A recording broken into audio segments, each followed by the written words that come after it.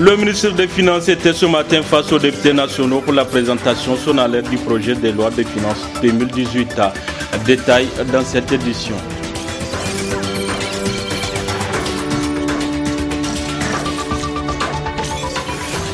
Dans une déclaration ce matin, la synergie d'action COSINASEB lance un ultimatum d'une semaine au gouvernement pour résoudre les problèmes qui minent l'école nigérienne. Détail également dans cette édition. Mercredi 25 octobre 2017, messieurs, dames, bonsoir et bienvenue à ces 19h45 de la télévision Labari. Je l'annonçais en titre, le ministre des Finances était ce matin devant la représentation nationale pour la présentation solennelle du projet de loi des finances 2018.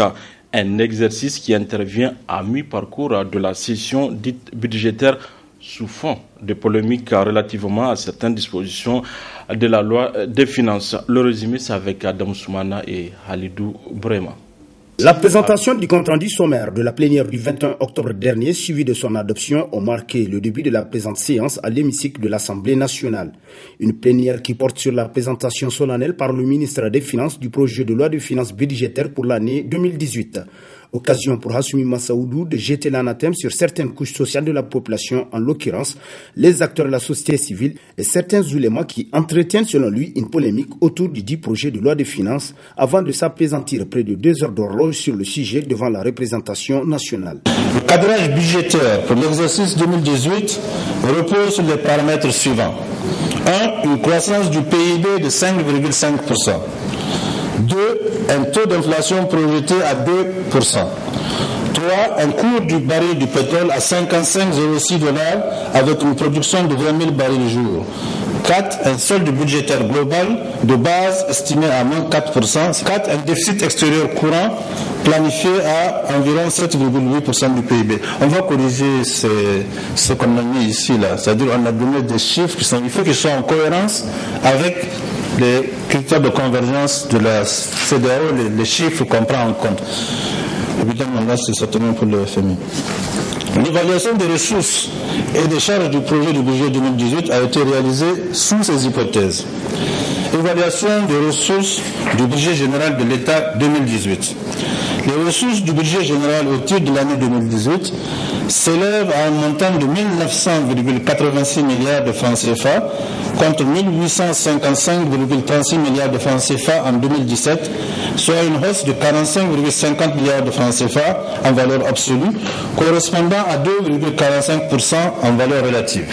Une présentation solennelle du projet de loi des finances 2018 diversement appréciée par les différents bords politiques en marge de la plénière. Cette présentation du ministre des Finances est tombée à point nommé. Il aurait bien fallu la faire parce qu'elle a permis de clarifier certaines confusions qui étaient faites ça et là.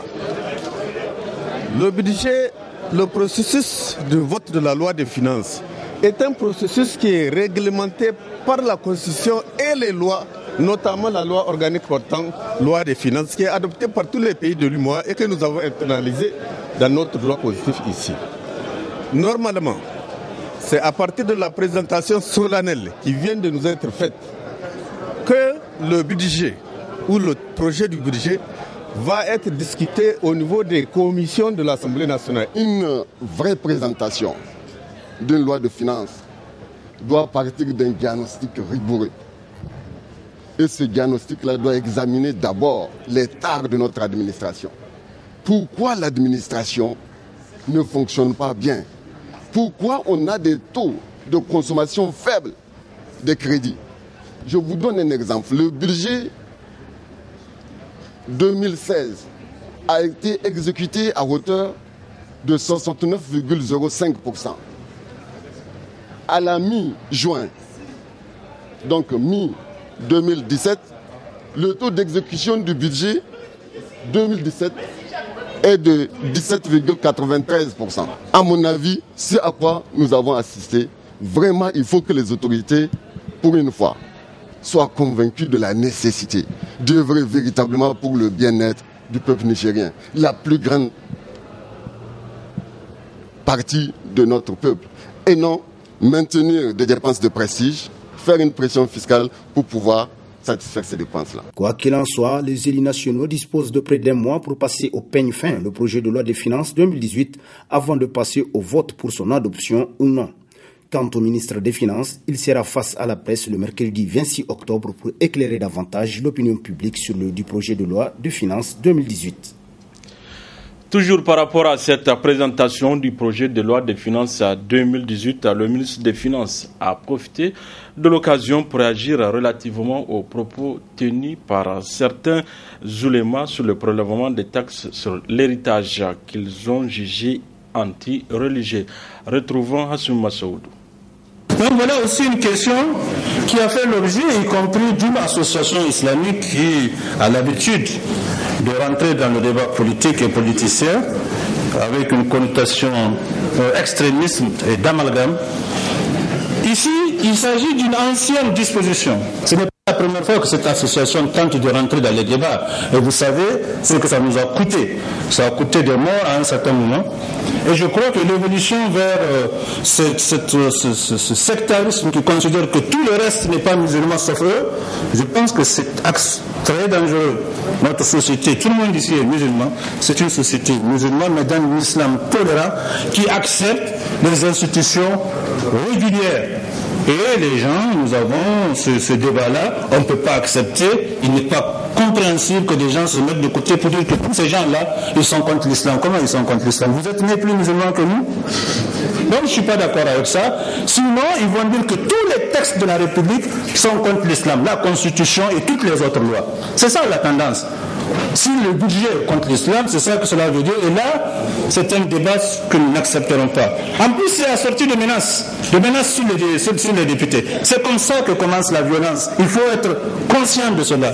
Il faut être vacciné. Il ne faut pas accepter que des gens instrumentalisent la religion à des fins politiciennes et avec des accents violents, avec des menaces. Au début, c'est une menace, après, c'est le crime. Donc, ici, l'article 459 existe depuis l'indépendance sur les droits de mutation, les droits de mutation par décès. C'est un article qui existe dans une disposition 60. Depuis 1960. Et ça a été appliqué surtout aux grosses fortunes, des gens qui sont dans les banques. Les banquiers ici le savent, qu'il y a un document qu'on établit quand on veut faire la mutation, qu'après un décès, que les banquiers donnent.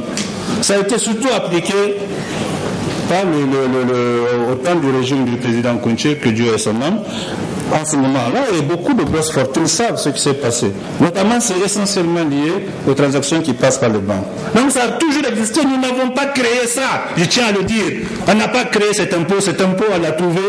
Et ce que nous avons fait, c'est de diminuer le barème. Je donne par exemple, juste le tableau là. Par exemple, donc c'est un impôt qui existe depuis 1960, qui a toujours existé et qui a eu une application sélective. Mais qui a été surtout appliqué pendant le régime du président Kounché. C'est de moins en moins appliqué, sauf dans les cas limites où les gens ont besoin de ce papier de la banque là-haut, ils sont obligés d'aller à la DGI pour avoir ce certificat-là. Moi, je ne connaissais même pas l'existence. Par exemple, de 1 à 1 million pour le premier degré, c'est-à-dire les héritiers en ligne directe, c'est-à-dire les fils et les époux. C'est 0%, de 1 à 1 million. Ça, c'est pratiquement tout le monde. C'est ceux qui font les marabouts. Là, c'est vraiment laissé à leur affaire. 1 à 1 million, c'est 0%. De 1 million à 2 millions. Avant, c'était 2%. Nous avons ramené ça à 1%. De 2 millions à 5 millions, c'était 3%. On a ramené ça à 2%. De 5 millions à 10 millions, c'était 5%. Nous avons ramené ça à 3%. Au-delà de 10 millions, c'était 7%, nous avons ramené ça à 4%. Donc voilà un peu comment c'est, ce tableau-là existe, il est consultable, ils le savent. Ça existe depuis toujours et je ne sais pas pourquoi cette association-là n'a pas vu ça, n'a pas vu que ça existait depuis toujours, ne s'est pas levé au moment pour dire ça. Aujourd'hui, il se lève comme si c'était quelque chose de nouveau. Voilà la mystification, la mauvaise foi. Et cette manipulation, il ne faut pas l'accepter. Les citoyens se sont prononcés également par rapport à la loi des finances 2018 présentée à l'Assemblée nationale ce mercredi. Un budget qui ne cadre pas avec les réalités du pays selon eux. On les écoute.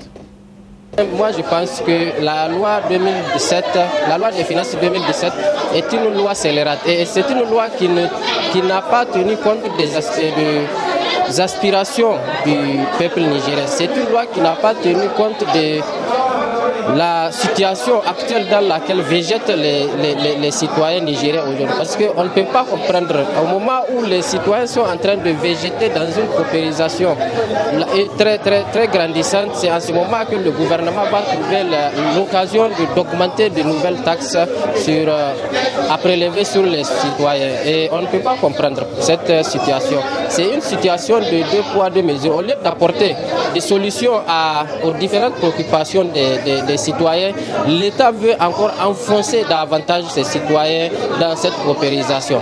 Nous ne pouvons pas accepter et c'est pourquoi nous allons interpeller d'abord l'Assemblée nationale à ne pas voter cette loi. C'est une loi qui est anti-populaire. Vu vraiment le contenu, je ne sais pas si vous avez connaissance même par rapport à la loi là, qui touche à l'héritage. Vous voyez, en tant qu'un pays musulman, les députés là, n'est-ce pas, normalement, ils ne devraient pas voter cette loi-là. Parce que vraiment, elle est antipopulaire. Vraiment, les gens sont dans des problèmes. Ça, vraiment, on n'a pas besoin de vous le dire. Aujourd'hui, à peine les gens arrivent à avoir, n'est-ce pas, les trois repas quotidiens. Et maintenant, en dehors de ça, au lieu de soulager ce peuple-là, donc on amène d'autres lois pour encore engouffrer le peuple, n'est-ce pas, dans l'embarras. Vraiment, l'État n'a qu'à revoir vraiment cette loi-là. Vraiment, on n'a qu'à faire tout pour nous enlever cette loi-là. Parce qu'elle est antipopulaire. L'appel que j'ai à leur lancer, vraiment, c'est de regarder Dieu et de regarder aussi le peuple. Parce que si jamais ils laissent passer, n'est-ce pas, cette loi-là, Inch'Allah, l'histoire va les rattraper. Ce n'est pas une bonne chose. Je pense que c'est une loi, en tout cas, à combattre. Les citoyens doivent, en tout cas, combattre cette loi parce que, vu la paupérisation, en tout cas, du peuple, vu la précarité dans laquelle vit, en tout cas, le peuple nigérien, on n'a pas encore besoin d'autres charges supplémentaires. Moi, je ne pense pas si ce gouvernement se soucie, en tout cas, du quotidien du peuple nigérien. Au moment où, aujourd'hui, partout, on crie Taïtaouri et puis on parachute une loi qui en tout cas va encore alourdir, n'est-ce pas, le pouvoir d'achat des citoyens. C'est contraire même au principe parce que le Niger c'est une république socialiste et nous sommes dirigés par des socialistes. Et je ne pense pas que les socialistes aussi puissent en tout cas être aussi sévères par rapport en tout cas à la vie des Nigériens qu'à ce point. On doit dénoncer, on doit boycotter, on doit interpeller les élus qui sont les députés de ne pas voter la loi de finances 2018. Parce qu'ils sont là au nom du peuple. Donc ils doivent réagir au nom du peuple pour défendre le citoyen lambda qui est impuissant. On les avait élus au niveau de l'Assemblée pour défendre la population en tant que telle. Tout le monde a vu, tout le monde a entendu ce qui se trouve dans la loi de finances 2018. Des nouveaux impôts, vraiment, nous, on ne peut pas accepter en tant que citoyen lambda. La synergie d'action cause Niger-Sinaseb a rendu publique une déclaration ce matin au siège de la CNT. Objectif, lancer un ultimatum d'une semaine au gouvernement pour résoudre les problèmes qui minent l'école nigérienne. Le résumé avec Ariata Salah et Ibrahim Abdou. C'est la première sortie médiatique de la synergie d'action cause Niger-Sinaseb depuis la rentrée scolaire et elle vise à dénoncer et rejeter encore l'évaluation des enseignants gré en main qui a permis de licencier plusieurs enseignants et rejeter les affectations des enseignants contractuels. La coordination nationale de la synergie d'action cause Niger-Sinaseb fait remarquer que malgré les annonces faites en grande pompe par le gouvernement de la 7e République par rapport à la rentrée scolaire 2017-2018, près d'un mois après, plus de 80% des écoles publiques attendent encore de réouvrir leurs portes du fait de la confusion créée et entretenue par les autorités afin d'empêcher aux enfants des pauvres d'aller à l'école. Du fait du manque de personnel sur le terrain, non-paiement des pécules et salaires, manque de fournitures dans les établissements, bref, notons seulement que la rentrée a été un échec total. C'est pour toutes ces raisons que la coordination nationale de la synergie d'action cause Niger-Sinaseb fustige et condamne avec la dernière énergie le silence complice des centrales syndicales face aux multiples préoccupations des travailleurs et du peuple. Exige du président de la République et son gouvernement la réhabilitation immédiate et sans condition de tous les enseignants résiliés suite à l'évaluation illégale, le paiement immédiat des pécules et salaires des enseignants dans toutes les régions du pays, le respect de tous les engagements pris à l'endroit des enseignants et de l'école en général, notamment le communiqué conjoint du 13 décembre 2016, l'arrêt systématique des affectations arbitraires et le respect de la liberté syndicale. Lance un ultimatum d'une semaine à compter de ce jour pour la satisfaction des préoccupations ci-dessus énumérées, faute de quoi le gouvernement assumera toutes les conséquences de son inconséquence à respecter les lois en vigueur dans notre pays. La synergie cause Niger SINASEB est aussi préoccupée avec le projet de loi de finances 2018 qui contient plusieurs nouvelles taxes. C'est pourquoi elle demande à tous les Nigériens de se mobiliser pour rejeter ce projet de loi de finances 2018. Au moment où nous pleurons nos morts tombés sur le champ d'honneur, le gouvernement de la 7e République excelle avec des mesures impopulaires et antisociales avec en point de mire le projet de loi des finances 2018 qui vient d'atterrir devant le Parlement.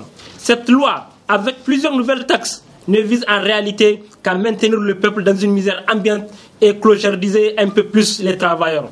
C'est pourquoi la synergie d'action cause Niger SINASEB interpelle les députés nationaux sur leur responsabilité, la vraie, qu'est la représentation du peuple.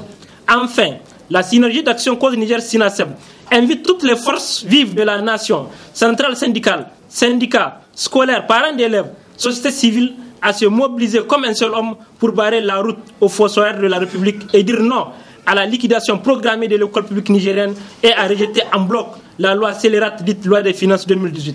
Enfin, la synergie cause Niger SINASEB a saisi cette occasion pour présenter ses condoléances aux familles des victimes et au peuple nigérien suite aux attaques répétées au cours de ce mois d'octobre contre nos forces de défense et de sécurité, occasionnant des bilans très lourds.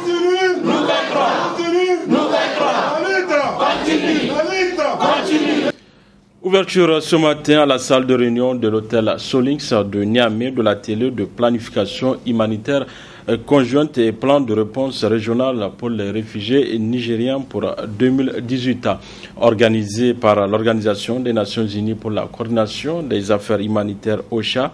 C'est le ministre de l'Action humanitaire et de la gestion des catastrophes qui a présidé la dite cérémonie.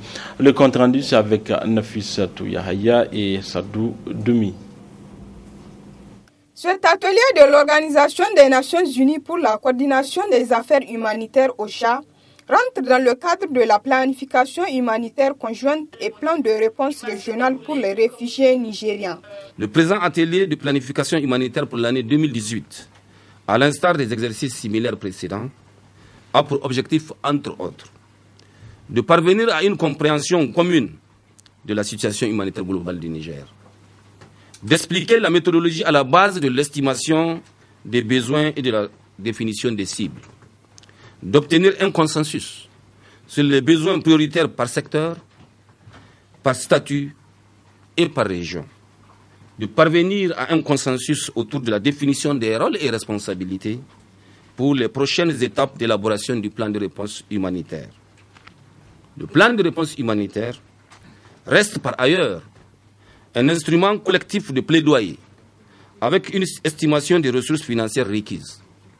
Son élaboration doit donc se faire à travers un processus inclusif regroupant tous les acteurs impliqués dans l'action humanitaire au niveau du pays. J'ai cité les acteurs étatiques, les agences du système des Nations Unies, les ONG nationales et internationales, les populations concernées. Une telle consultation permet de définir ensemble les grandes orientations stratégiques, ainsi que les modalités générales d'action, en partant de l'analyse critique des besoins, des capacités, en vue d'asseoir les bases d'une réponse holistique, globale, concertée, d'une coordination inter-agence et intersectorielle en appui aux efforts du gouvernement. Occasion pour la coordinatrice humanitaire pour le Niger d'exposer les deux parties qui vont consacrer le plan 2018. Notre plan comprendra deux parties consacrées d'une part à la crise aiguë dans la région de Difa et d'autre part à la situation dans le reste du pays qui fait toujours face à des pics chroniques de malnutrition, d'insécurité alimentaire et de besoins liés aux épidémies et aux inondations. De même, l'occasion nous sera donnée de nous informer sur les principales dispositions du plan régional de réponse pour les réfugiés à travers une présentation du HCR, ce qui nous permettra de mieux évaluer et intégrer les besoins des réfugiés. Si aujourd'hui nous ne disposons pas de suffisamment d'informations sur la situation humanitaire dans certaines parties des régions telles que Tillabéri et Tawa pour des raisons d'inaccessibilité sécuritaire, nous sommes conscients des conséquences que la fermeture des marchés et l'interdiction de certains moyens de déplacement peuvent avoir un impact sur le bon fonctionnement des services sociaux de base et les moyens de subsistance des populations. Il faut noter qu'au cours des 2 jours que vont durer cet atelier, les participants vont passer en revue le plan de réponse humanitaire en vue de son adoption. Ouverture hier après-midi à la place Toumo de la première édition du Salon national d'information sur le développement. C'est sous le thème promotion des politiques d'action de développement au Niger pour une mobilisation et un engagement de la population. Le compte-rendu avec la rédaction Labari. Offrir aux citoyens nigériens bénéficiaires des services publics une vitrine du développement au Niger, c'est la principale motivation de l'Agence Émergence Conseil et Communication à travers ce Salon national d'information sur le développement SANID sous le thème promotion des politiques et actions de développement au Niger pour une mobilisation et un engagement des populations qui sera célébré désormais le 24 octobre de chaque année, coïncidant avec la journée mondiale de l'information sur le développement. Une vingtaine de ministères relevant des secteurs prioritaires de développement ont été conviés à exposer leurs réalisations et leurs réformes pour l'année qui s'achève bientôt. Aux côtés de ces ministères, plusieurs sociétés, projets, programmes et ONG sous tutelle ont également ouvert leurs portes pour se soumettre au devoir du compte rendu. Par cette démarche, ces institutions publiques et privées reflètent ainsi à l'opinion nationale et internationale l'image d'administration ouverte aux avis et suggestions des citoyens et désireuse de se retrousser les manches pour mieux faire. Ce 24 octobre, Journée mondiale d'information sur le développement, date de la tenue annuelle du SANID au Niger désormais, reflète aussi pour nous un double sens. Celui évidemment de la communication pour le développement, mais aussi celui de la célébration des chevilles ouvrières du développement au Niger. J'ai nommé ces nombreux cadres compétents des administrations publiques et privées, des projets, programmes et ONG. Initiative saluée et soutenue par le ministère de la Population. C'est pour moi un honneur de prendre la parole pour vous remercier d'avoir répondu massivement à l'invitation de Madame la ministre de la Population empêchée. C'est aussi le lieu d'encourager les promoteurs de ce premier salon d'information sur le développement. En effet, cette première édition est soutenue par plusieurs ministères, par plusieurs partenaires techniques et financiers, auxquels je félicite et j'encourage de passage, puisque le problème de développement est un problème réel pour notre pays. Cela dit, pour l'émergence de notre pays, nous avons besoin de ce développement qui sera soutenu par tous les différents ministères, par tous les acteurs, par toutes nos compétences qui sont au niveau de chaque ministère. 4 jours durant, les réalisations de plusieurs ministères relevant des secteurs prioritaires du développement seront exposées. Ouverture du Forum national pour l'autonomisation des femmes et des jeunes.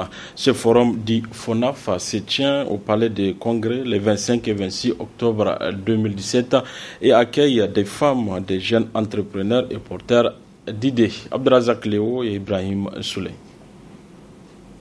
Cette cérémonie marque l'ouverture de la première édition du Forum national pour l'autonomisation des femmes et des jeunes. Dans un pays où la majorité de ces derniers attendent toujours l'aide de l'État et ne misent pas assez sur leur autonomisation, ce forum se veut conscientisant. Le Forum national pour l'autonomisation de la femme et des jeunes dont nous procédons au lancement ce matin constitue une véritable plateforme d'échange qui regroupe tous les acteurs concernés par la question du développement socio-économique de cette frange de la population. Les femmes et les jeunes porteurs de projets, les institutions financières, les institutions d'accompagnement, les structures étatiques sont là aujourd'hui pour échanger et sortir davantage de pistes pour que nous contribuions à la promotion de notre économie. Le Forum national pour l'autonomisation des femmes et des jeunes a pour but principal de promouvoir l'auto-emploi. L'auto-emploi, pourquoi? Parce que l'État, avec toute la bonne volonté du monde, ne peut pas absorber tous les jeunes diplômés sans emploi. Donc, la seule alternative que nous avons, c'est l'auto-emploi. Il faut que ces jeunes qui sont porteurs d'idées prennent des risques. Il faut que ces jeunes qui ont des idées d'entreprise prennent le pas et arrivent à aller vers l'entrepreneuriat.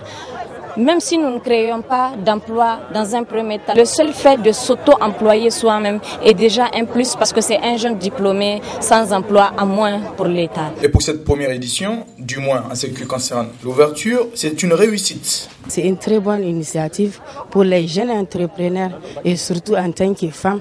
Vraiment, j'apprécie ça. En tant que première opération, vraiment, c'est une réussite et vraiment, on a beaucoup apprécié la jeunesse nigérienne pour qu'ils se réveillent dans le cadre de leur jeunesse. On vous demande où que vous soyez d'effectuer le déplacement, venez faire des découvertes. C'est une très bonne initiative. Ici au Niger, il nous faut avoir des jeunes comme Hadilai qui donnent l'exemple à la jeunesse, qui motive la jeunesse, qui donne envie de faire plus. Parce qu'avec Hadila, je pense que si on essaie de se réunir tous ensemble, on peut faire pas mal de choses. On peut y arriver. C'est une réussite parce que quand on voit le public jeune essentiellement qui est dans la salle, on se convainc qu'il y a de l'engouement à ce genre de rencontres, à ce genre de forats qui permettent des échanges, qui permettent de réfléchir, de trouver des axes de décision, des axes d'action. Et quand on visite aussi les stands, on découvre que malgré le manque de visibilité, il y a des productions locales qui se font, qui respectent même un certain nombre de qualités. Et je pense que ce forum est une très belle occasion qui permet d'encourager les industriels en herbe, même certains qui sont confirmés. Là, nous sommes vraiment très satisfaits de la mobilisation des gens et des écoles et surtout des jeunes entrepreneurs.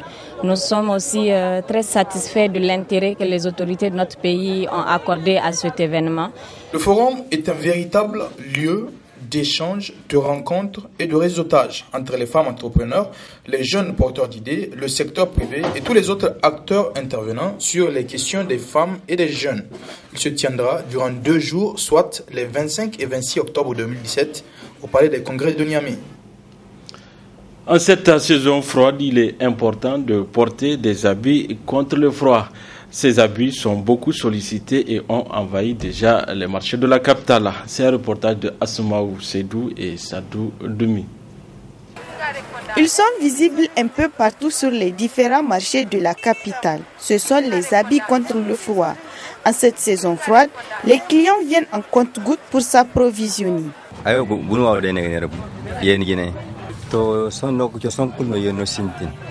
Je vends des pullovers, c'est la saison froide qui s'annonce.